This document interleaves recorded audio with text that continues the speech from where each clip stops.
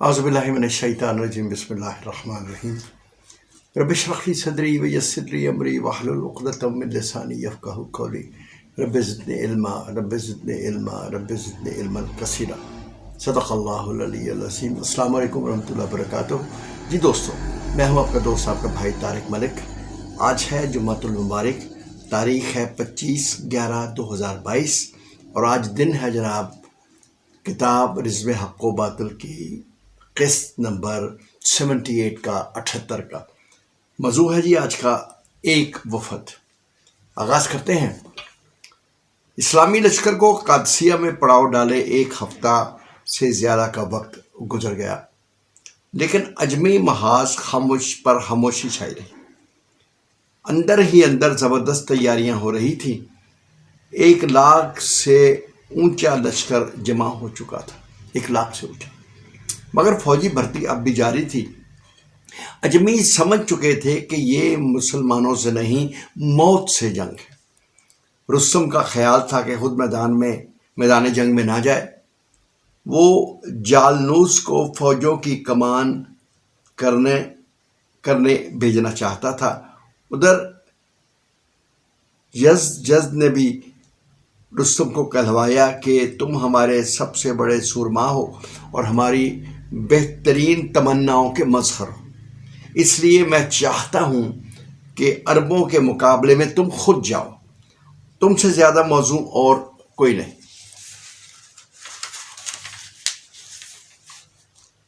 रुस्तम ने यज़द को इसरार करते देखा तो उससे साफ साफ कह दिया कि मैं इस वक्त तक अहले फारस की उम्मीदों का मरकज़ हूँ जब तक शिकस्त ना खाऊं। इसलिए अभी मुझे अपनी मर्जी से काम करने दीजिए। यज़द खुद भी इस बात को समझता था, लेकिन उसने जब देखा कि रियाया और अमीर सब इस बात के ख्वाहिशमंद हैं कि इस मरतबा रुस्तम ही फौजों की कमान करे, तो उसने रुस्तम को फिर कहलवाया, अगर तुम नहीं तो कुछ नहीं, फ़ौरन साबात रवाना हो जाओ। सबकी यही ख्वाहिश है कि अरबों से अब 2-2 हाथ हो जाना ज़रूरी।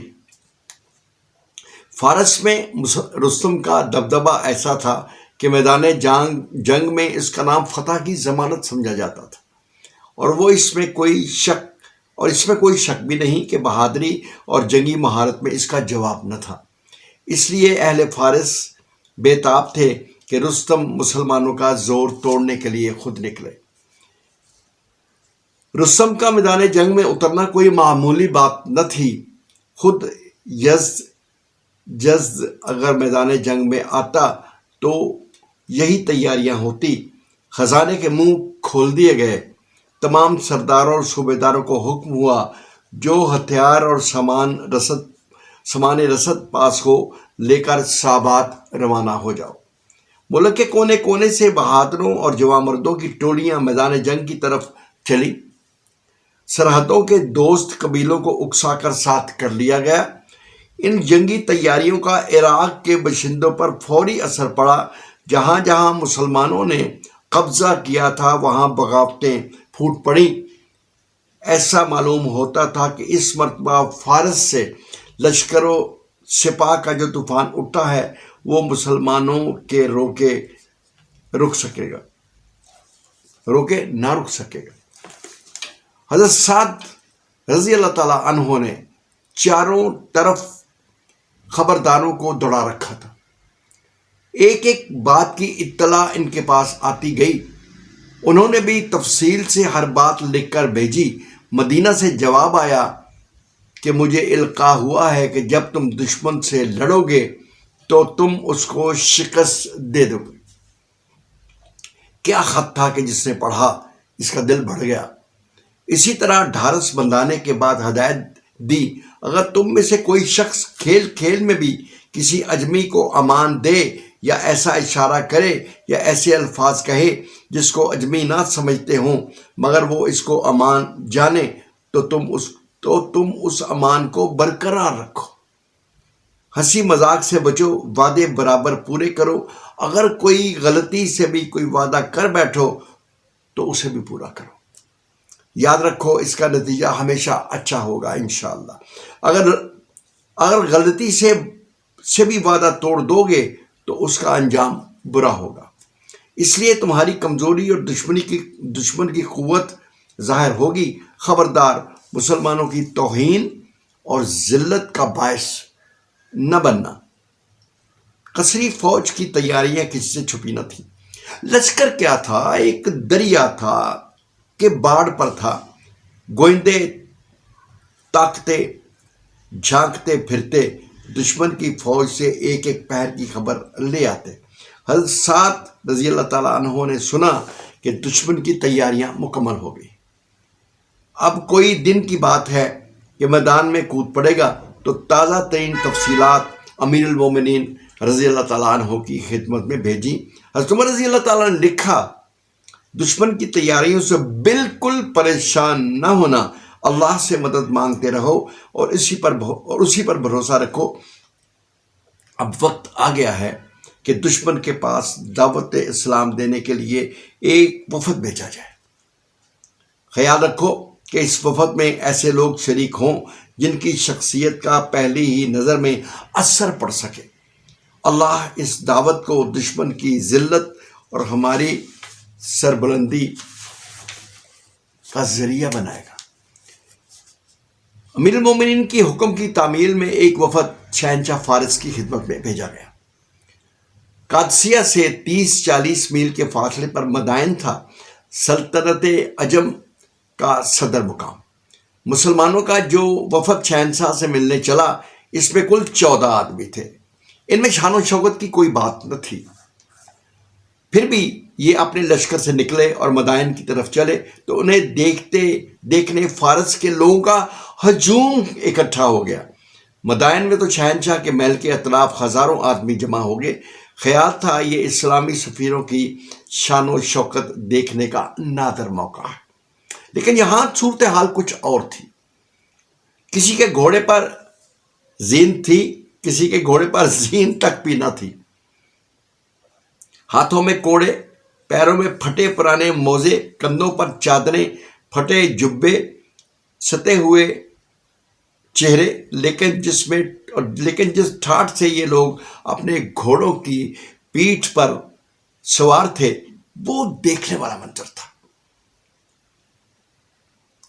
گھوڑے رانوں میں ٹھہرتے نہ تھے، بار بار زمین پر ٹاپے مارتے۔ ان کے سموں سے اڑتی ہوئی چنگاریاں تماشائیوں پر سواروں کی جرت و ہمت کا سکہ بٹھا رہی تھی۔ بار بار ٹاپ مارنے سے جو گرد اڑ رہی تھی اس نے مدائن کے لوگوں کو پریشان کر رکھا تھا۔ محل کے قریب یہ بے سر و سامان پہنچے تو اہل فارس نے اپنے دشمنوں کو حقارت کی نگاہ سے دیکھا، کیونکہ ان کا حلیہ ہی ایسا تھا۔ چنانچہ انہیں پہرا چوکی والوں نے محل سرا کے دروازے پر دیکھا اور پوچھا کس لیے آیا؟ جواب ملا تمہارے شہنشاہ سے ملنا ہے۔ کہا گیا کیا کام ہے؟ بتلایا گیا اپنے شبِ سالار کا ہی پیغام پہنچانا ہے۔ یہ اتنا ضروری ہے کہ ہمارے شہنشاہ کے دربار میں باریاب ہونے کی تمہیں عزت بخشی جائے۔ کسی نے مجاہدوں سے پوچھا، جواب دیا گیا اپنی جان بچانا چاہتے ہو تو سیدھے لے چلو، ہو سکتا ہے اس سے بہتر تمہیں فائدہ پہنچ جائے۔ ہمیں تم سے کیا فائدہ پہنچ سکتا ہے؟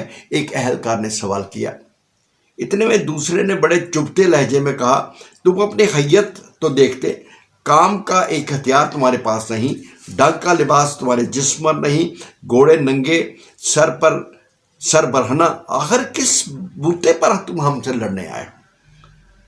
یاد رکھو منہ کی کھاؤ گے، پٹ کے بھاگ جاؤ گے۔ ایک مجاہد نے جواب دیا، بس یہی تو وہ بات ہے جسے تم سمجھ نہیں سکتے۔ جاؤ اور اپنے شہنشاہ کو اطلاع کر دو کہ ہمارے پاس زیادہ وقت نہیں ہے۔ ٹاپوں کی آوازیں سن کر شاہی محل کے ہرکارے چھوٹ چکے تھے۔ تفصیلات معلوم کر کے محل کے حاجب نے یزجز کو وفد کے آنے کی اطلاع بھیج دی۔ بہت سوچ بچار کے بعد طے کیا گیا کہ وفد کو باریاب کیا جائے۔ سفید قلعے میں وفد باریاب ہوا تو یزدجز نے بڑی حقارت سے سوال کیا، تمہیں یہ جرت کیسے ہوئی کہ تم ہمارے ملک میں گھس آئے؟ اس کے جواب میں حضرت نعمان بن مقرن رضی اللہ تعالیٰ نے اسے اسلام قبول کرنے کی دعوت دی۔ یزدجز ہنس پڑا، بولا کچھ اور؟ کہا گیا تمہیں اس دعوت سے انکار ہے تو جزیہ دینا قبول کرو، ورنہ ہمارے اور تمہارے درمیان فیصلہ تلوار سے ہوگا۔ یزدجز نے کہا، تم لوگ بھوکے ننگے ہم سے کیا مقابلہ کرو گے؟